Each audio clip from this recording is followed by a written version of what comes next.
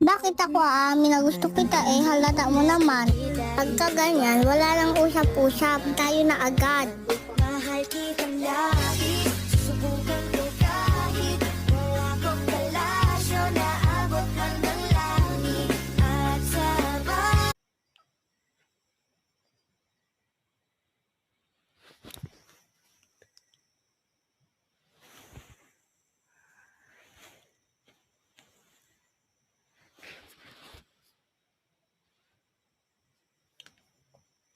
Di totoo yan.